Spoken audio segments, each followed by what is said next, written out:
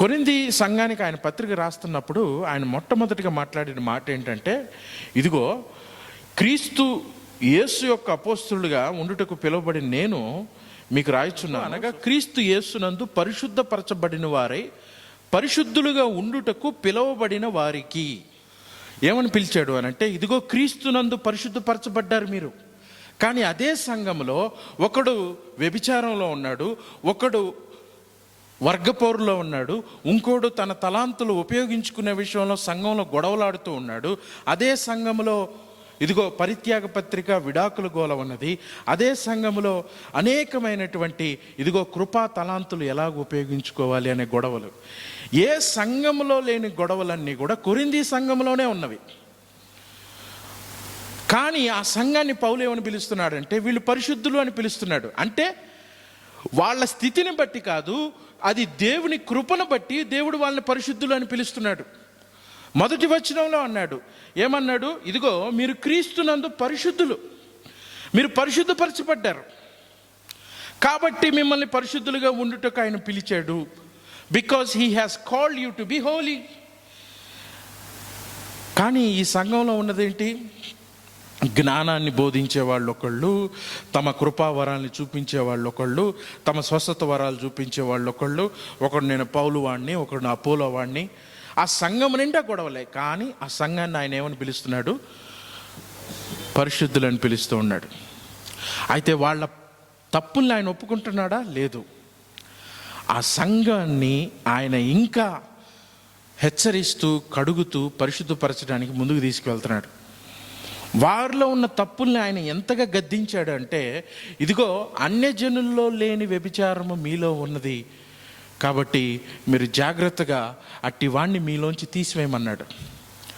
పరిశుద్ధులని పిలుస్తున్నాడు. పాపులని తెలిసినప్పటికి కూడా మీరు దేవుణ్ణందు ఉన్నవారే అంటున్నాడు. కానీ మీలో ఉన్నటువంటి ఆ పులియని పిండి, మీలో ఉన్నటువంటి ఆ వాక్యానికి వ్యతిరేకంగా ఉండేటువంటి వ్యక్తిని తీసి పారవేయండి. ఆ పిండి ముద్దంతను పాడు చేయకుండా పులిసిన పిండిని మీ యొద్ద నుండి తీసివేయండి. పాపం చేసేవాడితోటి సహవాసంలో ఉండొద్దు అంటున్నాడు.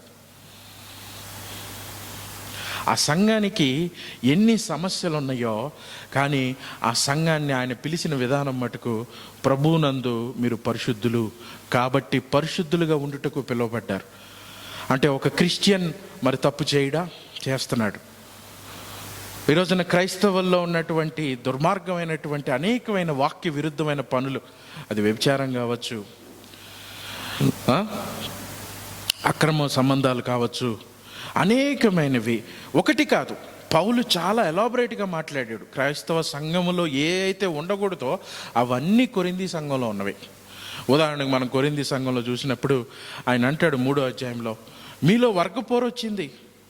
ఒకడు అపోలో వాడును, ఒకడు కేఫా వాడును, ఒకడు నేను పౌలు వాడును అని అంటాడు. ఇప్పుడు ఏ సంఘాల్లో వర్గపోరు లేదు? వర్గపోరు ఉన్నది. హెచ్చరిక రాస్తున్నాడు సంఘానికి. ఈ రోజున హెచ్చరిక, ఇదిగో మీలో అపోలోని వెంబడిస్తున్నారు. ఎవరయ్యా అపోలో ఎవరు? పౌలు ఎవరు? వృద్ధి చేసే దేవుడు లేకపోతే నాటే పౌలే పని, నీళ్లు పోసే పౌలు ఎక్కడా? మీలో వృద్ధి పోసి కార్యం చేసే దేవుడు లేకపోతే మానవులు చేసే పని ఏంటి? ఏ పని లేదు. ఆయన పనిలో మిమ్మల్ని పాలుభాగస్తులుగా పిలిచినందుకు మీరు సంతోషించాల్సింది పోయి, ఇది మీ పని, మీ సొంత ఆధిక్యము అని మిమ్మల్ని మీరు హెచ్చించుకున్నారు చూసారా? అది దేవుడికి వ్యతిరేకమైంది. ఇప్పుడు ఆయన ఆ మాట అన్న తర్వాత ఇంకో మాట కూడా ఏమంటున్నాడంటే, ఇదిగో దేవుడు ఈ వర్గపోరు, ఇన్ని వర్గపోరులు ఉన్నప్పటికీ ఆయన అంటున్నాడు, సంఘాన్ని హెచ్చరిస్తూ ఉన్నాడు. మీరు జాగ్రత్త కలిగి ఈ విధమైన ఆలోచన ధోరణి విడిచి, మనమందరం క్రీస్తు సింహాసనం ఎదురు నిలబడతాం కాబట్టి జాగ్రత్తగా ఉండమన్నాడు. ఇది సంఘాంది. ఇప్పుడు ఈ సంఘానికి ఆయన హెచ్చరించాడా? సంఘాన్ని ప్రేమించాడా? ఆ సంఘాన్ని ప్రేమించాడు కాబట్టి ఆ ప్రేమలోంచి ఆయన హెచ్చరిస్తున్నాడు. ఈరోజు సంఘాలకి ఇదిగో మీలో వర్గపోరు ఉంది అని అంటే, పాస్టర్ గారిని వెంబడించట్లేదు కాబట్టి ఆయన కోపం వచ్చినట్టుంది, అందుకే మేము మాకు ఈ మెసేజ్ చెప్తున్నాడని అనలా కొరింథీలు. ఏ తప్పును అయినా కానీ పౌలు గారు సంఘంలో ఉన్నదాన్నే ఖండించాడు. సంఘంలో తప్పులు ఉన్నవి, ఆ తప్పుల్ని ఖండించేస్తూ వచ్చాడు ఆయన. ఇప్పుడు నాకు సంఘంలో ఖండనే వద్దు, సంఘంలో నాకు ఏ సమస్య వద్దు, సంఘంలో నాకేది వద్దు. మీరు మాట్లాడితే ప్రేమ గురించే మాట్లాడండి, మాట్లాడితే కనికరం గురించే మాట్లాడండి అని అంటే అది అపోస్తులు చేసిన బోధ కాదు, అపోస్తుల యొక్క ప్రణాళిక కాదు. ఎందుకంటే ఈ కొరింథీ సంఘంలో ఉన్నవాళ్ళు అక్కడి నుంచే రక్షణ పొందారు.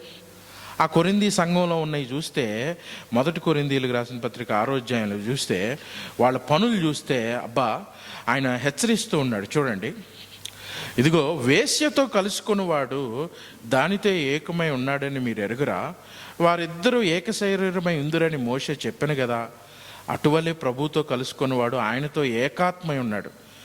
జారత్వమునకు దూరంగా పారిపోండి, మనుషుడు చేయు ప్రతి పాపము దేహముకు వెలుపల ఉన్నది కానీ జారత్వము చేయవాడు తన సొంత శరీరానికే హానికరంగా పాపం చేయుచున్నాడు.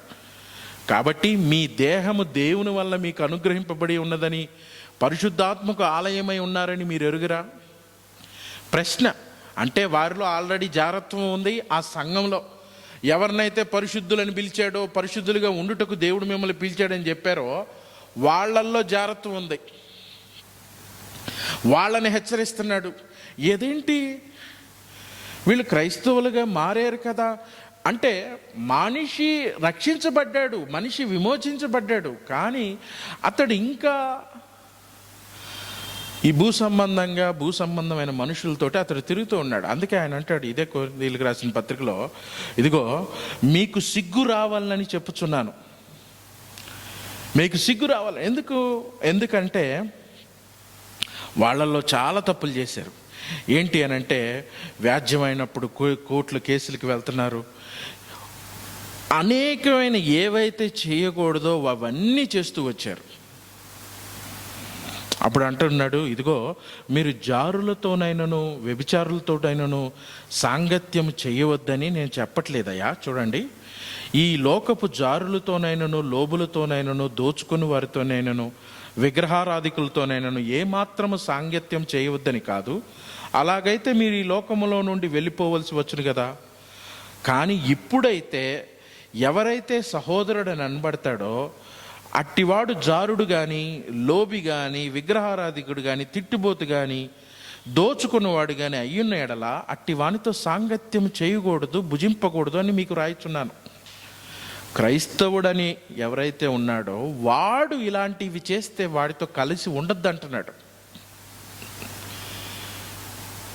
అంటే ఆ సంఘంలో వాళ్ళు ఉన్నారు, ఆ సంఘంలో అలా చేస్తున్నారు, ఇష్టానుసారంగా తిరుగుతూ ఉన్నారు, డబ్బాశను ప్రేరేపించుకుంటూ ఉన్నారు.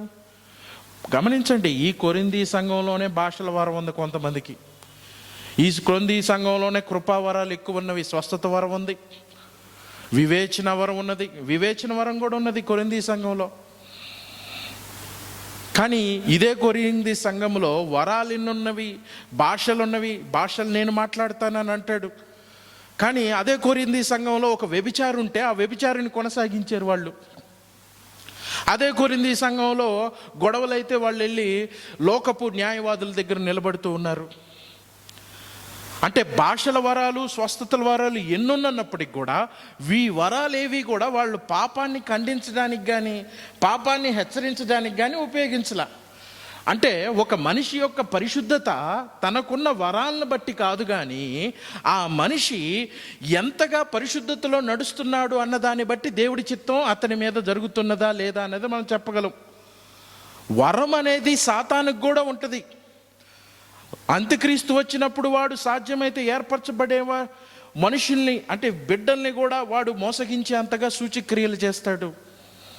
మత్తయి సువార్త 24వ అధ్యాయంలో మనం చూస్తాం, ది ఆలివర్ డిస్కోర్స్లో సాధ్యమైతే ఏర్పరచబడిన వారు సైతం.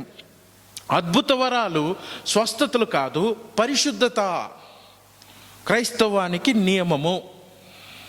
అందుకే ఆ సంఘానికి మొట్టమొదటిగా రాసినప్పుడే ఆయన అన్నాడు, ఇదిగో క్రీస్తునందు పరిశుద్ధపరచబడిన వారు కాబట్టి మీరు పరిశుద్ధులుగా ఉండుటకు పిలువబడ్డారు.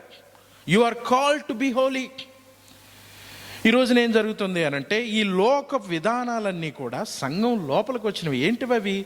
జారులతోటి కానీ, లోభత్వం కానీ, దోచుకుని వారు కానీ, విగ్రహారాధికులు కానీ, విగ్రహారాధన పాపం అని చెప్పినప్పుడు ఆయన 1 కొరింథీయులు 6వ అధ్యాయంలో మాట్లాడతారు. విగ్రహారాధికులు, దొంగలు, లోబులు, వ్యభిచారులు, నపుంసకులు, పురుష సంయోగులు, వీళ్ళు దేవుడి రాజ్యానికి పాత్రులు గారు.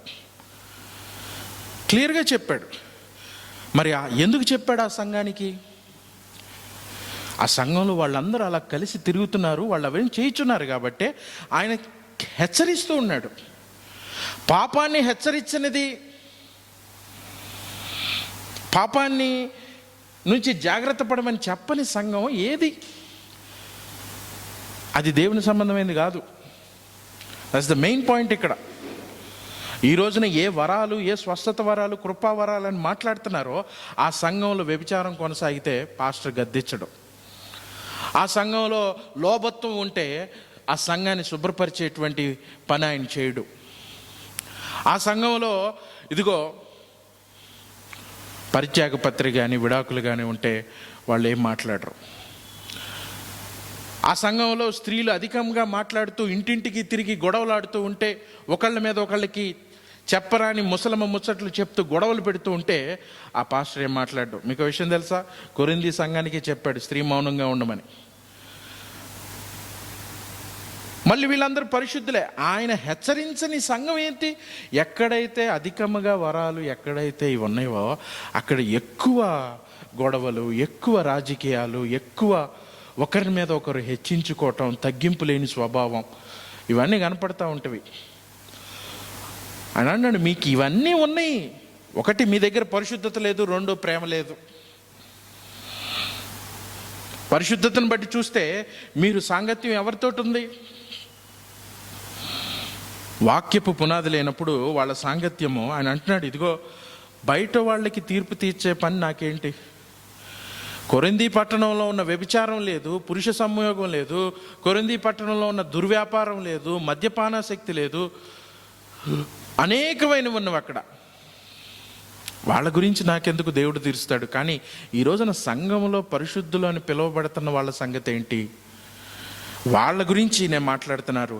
అట్టి వానికి మీరు వాణిని మీరు జాగ్రత్తగా తీసిపారేమంటున్నాడు. ఈరోజు సంఘంలో వివేచన వరం ఉంది, కానీ వివేచించలేరు. నా ప్రజలకి కళ్ళున్నవి కానీ ఎద్దు తన కామందు నెరుగును, నా ప్రజలు నన్ను ఎరుగురు అన్నట్టు ఈ వివేచన వరం ఉన్న వ్యక్తికి వాస్తవానికి వివేచన ఉంటుంది కానీ దాన్ని ఎప్పుడు ఉపయోగించలేడు, నోరు తెరిచి మాట్లాడలేడు. నాకు తెలుసు ఆ బ్రదర్ దొంగ, కానీ మనం ఎందుకు మాట్లాడతాం? సైలెంట్గా ఉందాం. That's the problem. ఇంకెందుకు నీ వివేచన వరం? ఉపయోగపడని వివేచన వరం దేనికి? అంత నాశనం అయిపోయిన తర్వాత సైలెంట్గా ఉంటాడు. ఉదాహరణకి అంటి ముట్టనట్టు ఉండే బాపతిది. ఎక్కడికి వెళ్ళకుండా ఫ్రీగా ఏదైనా పెడితే తిందాం, ఫ్రీగా వస్తువులు ఉంటాయి. మీరెంత మాత్రము ఇట్లుండి కూడా మీరు ఒప్పొంగుచున్నారు. ఇంత పాపం జరుగుతున్నా కూడా మీరు ఒప్పొంగుచున్నారే. ఇట్లుండి కూడా 6వ అధ్యాయం 1 కొరింథీయులు 6వ అధ్యాయం, ఇట్లుండి కూడా మీరు ఒప్పొంగుచున్నారే కానీ మీరు ఎంత మాత్రం దుఃఖపడి ఇలాంటి కార్యం చేసిన వారిని మీలో నుండి వెలివేసిన వారు కారు. ఇంత పాపం జరుగుతుంటే మీలో దుఃఖం లేదు, ఇంత పాపం జరుగుతుంటే మీలో ఎటువంటి ప్రయాస లేదు, కాగా మీరు ఉప్పొంగుచున్నారు. నేను బాగానే ఉన్నానుగా, మా మినిస్ట్రీ బాగానే ఉంది, but there is a sin in the church. సంఘంలో పాపం ఉంది. అండ్ ఇప్పుడు అలా చెప్తే ఏమైంది? వాడు సంఘంలోంచి వెళ్ళిపోతాడయ్యా. మనకెట్లా పోషణ? బైబిల్ చెప్పింది వాడు వెళ్ళిపోవాలి, సంఘంలోంచి వాడు వెళ్ళిపోవాలి. Send him away. అట్టి వాణ్ణి వెలివేసిన వారు కారు మీరు. సెండ్ హిమ్ అవే, పంపివేసి వేయండి వాణ్ణి. ఇక్కడ అన్నాడు, ఇదిగో ఎవడైతే ఇక్కడ లోభత్వాన్ని అనుసరిస్తున్నాడో, దోచుకునేవాడు ఎవడు? వీడు దోచుకోవడం అంటే ఏంటి? తిట్టుబోతు కానీ, త్రాగుబోతు కానీ, దోచుకునేవాడు కానీ అయి ఉన్నవాళ్ళ. దోచుకునేవాడు ఎవరు? వీడు. ఇతరులను తన అవసరానికి వాడుకుంటూ సంఘంలోకి వచ్చిన వాళ్ళకి స్కీములు అమ్ముతూ ఉంటారు. చాలామంది పెద్ద సంఘాలకు వెళ్ళినప్పుడు, ఈ పెద్ద సంఘాల్లోకి వెళ్ళినప్పుడు చాలాసార్లు మార్కెటింగ్ అయిద్దని, పెళ్ళిళ్ళు అవుతాయని, వాళ్ళు ఏదైనా రియల్ ఎస్టేట్ బిజినెస్లు చేసుకుందామని ఈ సంఘాలకు వెళ్ళి అక్కడ పరిచయాలు పెంచుకొని అక్కడ ఉంటారు. ఈ పాస్టర్ గారు కూడా చూసి, ఈడు వచ్చాడు, ఈ సంఘాన్ని కట్టుదిడ్డం చేస్తే, నియమాలు చెప్తే సంఘం అభివృద్ధి చెందదు, మనకెందుకు, ఆడి సావువాడు, కాబట్టి ఎవరికి సంబంధం లేకుండా ఎవరు వచ్చినా కానీ దోచుకునే వ్యక్తి సంఘములో ఈ రోజున ఇంకో సహోదరుని దోచుకోవడం అన్నది దేవుడి ప్రేమ. బ్రదర్, మీ దగ్గర అంత ఉందిగా, మాకేం ఇవ్వరా? అతని దగ్గర ఉంటే నీకెందుకు ఇవ్వాలి? నువ్వు కష్టపడి చెయ్యి. ఆయన అన్నాడు మొదటి తెస్సలోనికల్లోనే, ప్రతివాడు తన సొంత కష్టంతోటి పని చేసి తినాలి. వాడికి అనిపించినప్పుడు నీకు ఇస్తాడు, ఇవ్వపోతే దేవుడు వాడిని చూస్తాడు. సహాయాన్ని అడిగే హక్కు నీకు ఎక్కడుంది? సహాయాన్ని ఇవ్వకపోతే తిరుగుబాటు చేసే హక్కు నీకు ఎక్కడుంది? సో ద పాయింట్ ఏంటంటే, దోచుకున్నవాడు అట్టి వానితోటి సాంగత్యమే చేయొద్దన్నాడు. Do not have a fellowship with him. అట్టి వాడితోటి మీరు సాంగత్యం చెయ్యవద్దు, భుజింపవద్దు. Do not eat with him. 11వ వచనంలో అట్టి వానితోటి భోజనింపవద్దు, కలవద్దు. ఎవరు వీళ్ళు? క్రైస్తవుడు అనబడి, సహోదరుడు అనబడి సంఘంలో మరి వీళ్ళందరూ ఉన్నారు ఈ రోజున. వీళ్ళందరితో ఆయన అంటూ ఉన్నాడు, బాబు మీరు జాగ్రత్త కలిగి ఈ విషయంలో మీరు జాగ్రత్తగా ఉండమంటున్నాడు. ఇప్పుడు మనకు కావాల్సింది సంఘాన్ని స్ప్రెడ్ చేసుకోవడం. కానీ వాస్తవానికి దేవుడి సంఘం ఉద్దేశం ఏంటి? వచ్చిన వాళ్ళు ఎవరైనా కానీ ఆయన వాక్యపు నియమానికి లోబడాల్సిందే. ఇది మనుషులు పెట్టుకునే నియమాలు కాదు, దేవుడు కోరుకున్న నియమం ఇది. అన్యాయం జరగడానికి వీల్లేదు. ఆ దేవుడు కోరుకున్నటువంటి నియమంలో ఏ విధంగా మనిషి తను ఉండగలడు? ఇదిగో ఆయన అంటూ ఉన్నాడు ఇదే కొరింథీ సంఘంలో, ఇదిగో బాబు, దేవుని ఆత్మ సంబంధమైన విషయాలు వీరు ఎరుగురు. మనం ఎన్ని చెప్పినా కూడా ఇట్లా చేయకూడదు, ఇది పాపము, సంఘములో ఇలా ఉండాలి అన్నప్పుడు, ఆ సంఘములో గనక మారు మనసు లేని ప్రకృతి సంబంధమైన వ్యక్తి ఉన్నాడు అని అంటే అది వాడికి అర్థం కాదు.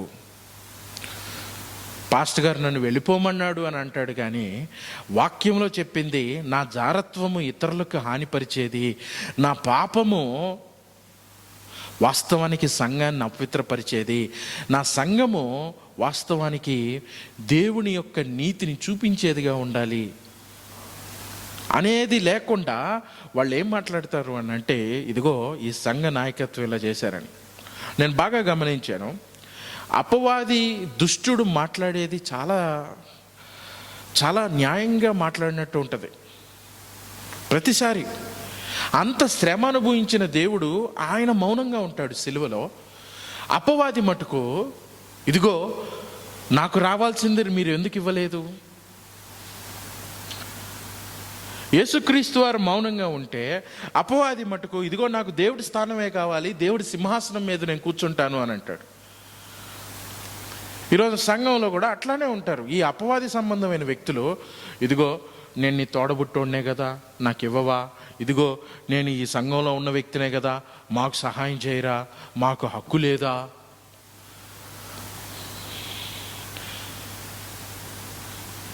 కానీ నిజమైన దీనత్వం ఎలా ఉంటుందంటే, నాకు ఏ అర్హత లేదు, నాకు ఆయన కృప ఉంటే చాలు అని వాళ్ళు తిరుగుబాటు చేసే స్వభావం కాదు. తాము పొందుకోపోతే ఇమ్మీడియట్గా వాళ్ళ మీద వ్యతిరేకాన్ని చెప్పే వ్యక్తులు, తిరుగుబాటు చేసే వ్యక్తులు.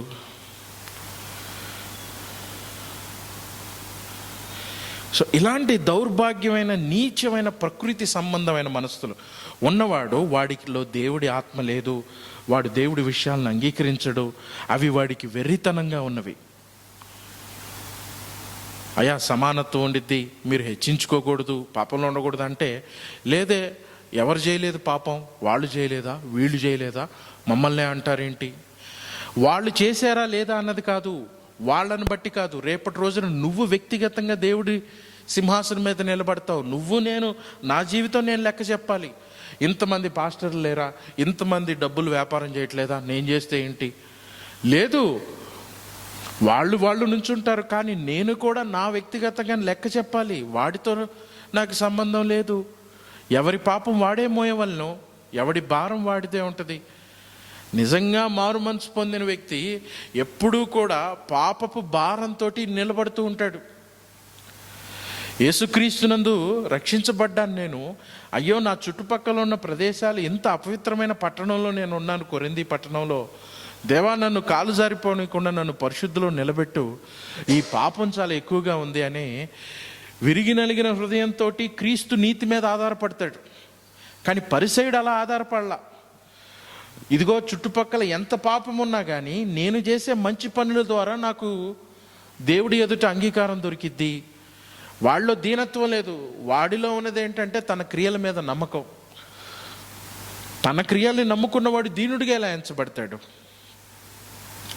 అందుకే ఆయన ఇదే అధ్యాయంలో అంటూ, మొదటి అధ్యాయంలో, ఇదిగో ఒకడు జ్ఞాని అయితే వాడి జ్ఞానం ఏంటి? వెర్రితనం. 1వ వచనంలో, ఇదిగో మీరు చాలామంది మీకు జ్ఞానం ఉన్నది అనుకుంటున్నారు, కానీ మీ జ్ఞానము అది వాస్తవానికి మిమ్మల్ని రక్షించే జ్ఞానం కాదు. వాళ్ళకున్న జ్ఞానం రక్షించేది కాదన్నా. నిజంగా దేవుడు ఈ కొరింథీ సంఘంలో ఈ మాట రాసినప్పుడు నాకు ఈ అధ్యాయం చదివినప్పుడే నాకేమనిపించిందంటే, మిగతా 15 అధ్యాయాలు గుర్తొచ్చినాయి. మొదటి అధ్యాయంలో నువ్వు చదువుతున్నప్పుడు మిగతా 15 అధ్యాయాల్లో 13వ అధ్యాయంలో ప్రేమ గురించి మాట్లాడితే, 14వ అధ్యాయంలో కృపావరాల గురించి, భాషల గురించి మాట్లాడితే, 15వ అధ్యాయంలో క్రీస్తు పునరుద్ధానం గురించి మాట్లాడితే, ఆ సంఘంలో పునరుద్ధానం గురించి మర్చిపోయారు. ఆ సంఘంలో వరాలు ఉన్నా కానీ ప్రేమను మర్చిపోయారు. ఆ సంఘంలో వాక్యం పట్ల ఆసక్తి ఉన్నా కానీ పరిశుద్ధత లేకుండా పోయింది. అలాంటి సంఘంని ఆయన అంటూ ఉన్నాడు, మీకున్నటువంటి జ్ఞానము వాస్తవానికి అది దేవుని సంబంధమైన జ్ఞానంగా లేదు. I'm telling it to the camera, cut చేసి రాసుకుంటారు. ఇక్కడ అంటున్నాడు, ఇదిగో జ్ఞానము యూదులకు ఉన్నటువంటి జ్ఞానం కంటే ఈ యొక్క కొరింథీ పట్టణంలో ఉన్న గ్రీకు దేశస్తులకి చాలా జ్ఞానం ఎక్కువ. ఎందుకంటే కొరింథీ పట్టణంలోకి రాకముందే ఆయన ఏథెన్స్ పట్టణంలోంచి వస్తాడు. ఫిలిప్పులో పరిచర్య చేసుకొని ఫిలిప్పు నుంచి వస్తూ 2వ మిషనరీ జర్నీలో ఈ కొరింథీ పట్టణంలోకి ఆయన ప్రవేశిస్తాడు పౌలు గారు. 16వ అధ్యాయం దగ్గర ఈ కొరింథీ పట్టణంలోకి ఆయన ప్రవేశించడం చూస్తాం. కొరింథీ పట్టణంలోకి వస్తూ ఆయన ఏథెన్స్ పట్టణంలో ఉంటాడు. ఆ ఏథెన్స్ మార్గ మధ్యలో ఉంటే వాళ్ళందరూ కూడా అక్కడ కూర్చొని 17వ అధ్యాయంలో ఎవరో కొత్త విషయాలు ఏదైనా చెప్తే విందామని కూర్చునే వ్యక్తులు ఉంటారు అక్కడ. అందులో స్టోయకులు ఉంటారు, ఎపిక్యూరియన్లు ఉంటారు.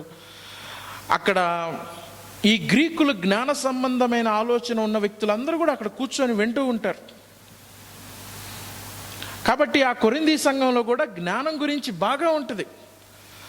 ఎంతగా అంటే అప్పటికే అలెగ్జాండరు గ్రీకు సామ్రాజ్యాన్ని స్థాపించి ప్రపంచ జ్ఞానంగా వీళ్ళంతా కూడా తమ రాజ్య స్థితిగతులను అంతా ప్రపంచం అంతా వ్యాపించుకున్న తర్వాత సకల జ్ఞానం కంటే మా జ్ఞానం గొప్పది అని అతిశయపడే గ్రీకులు వాళ్ళ దగ్గరే సోక్రటీస్ రావటం జరిగింది, అరిస్టాటిల్ రావటం జరిగింది. జ్ఞానము వాళ్ళ దగ్గర నుంచి వాళ్ళు అనుకుంటున్నారు ఈ జ్ఞానం మాది అని. సత్యాన్ని కనుక్కోవాలని వాళ్ళకి చాలా ఆసక్తి ఉంది, చాలా జ్ఞానం ఉంది వాళ్ళకి. అందుకే ఏథెన్స్ పట్టణంలో అంటారు వాళ్ళు చాలా జ్ఞానవంతులే. వాళ్ళు ఎంత జ్ఞానవంతులంటే అనేక దేవుళ్ళు ఉన్నారని గుర్తించారు. ఇదిగో ప్రపంచంలో ఇంకా అనేకమైన దేవుళ్ళు ఉన్నారు, చాలా దేవుళ్ళు ఉన్నారని గుర్తించారు. ఓ పని చేద్దాం, మనకి ఇంకా తెలియని దేవుడు ఎవరన్నా ఉంటే ఆ దేవుడికి కూడా ఒక గుడి కట్టి పెడదామని చూసి పౌలు అన్నాడు, అరే బాబు మీరు చాలా జ్ఞానవంతులు నిజంగానే, కానీ మీ జ్ఞానము వెర్రితనం.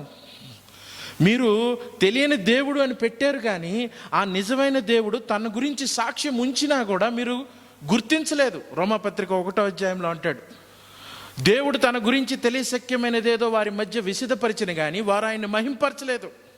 అంటే సకల మనుషులకి ప్రపంచాన్ని చూసినప్పుడు దేవుడి గురించిన జ్ఞానం అర్థమవుతుంది, కానీ వాళ్ళు ఆయన కాదని తెలియని దేవుడు అని ఇంకో విగ్రహం కట్టారు.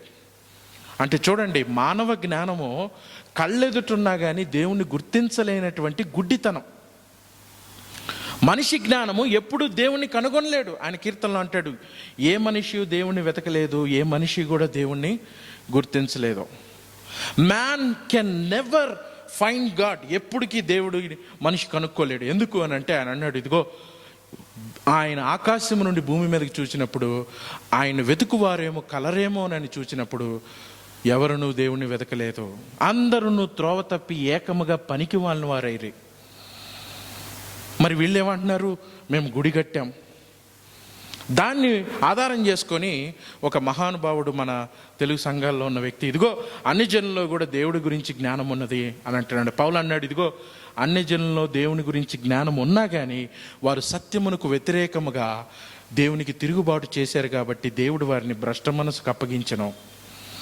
దేవుణ్ణి ఎరిగి కూడా దేవుణ్ణి మహింపరచలేదు కాబట్టి దేవుడు వారిని గుడ్డితనంలోకి మార్చాడు.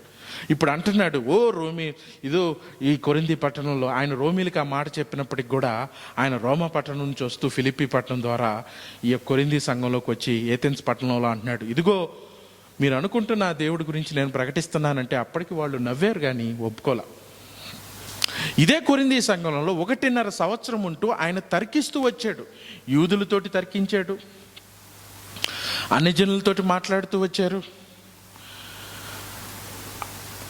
ఇంత ఉన్నప్పుడు ఆయన అంటూ ఉన్నాడు, ఆ సంఘానికి పత్రిక రాస్తూ, ఇదిగో జ్ఞానం గురించి మీరు ఆలోచించొద్దు, జ్ఞానముక్తమైన తీయని మాటలు నేను చెప్పలేదు, మానవుడు నమ్ముకున్న జ్ఞానం వాడిని రక్షించదు, ఇదిగో దేవుడు తెలియజేసే జ్ఞానము.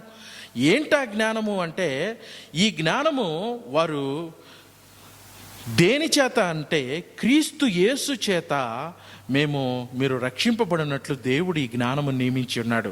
ఇదిగో లోకము తన జ్ఞానము చేత దేవుని ఎరగకుండినను సువార్త ప్రకటనను వెర్రితనము చేత నమ్ము వారిని రక్షించుట దేవుని దయాపూర్వక సంకల్పమాయను.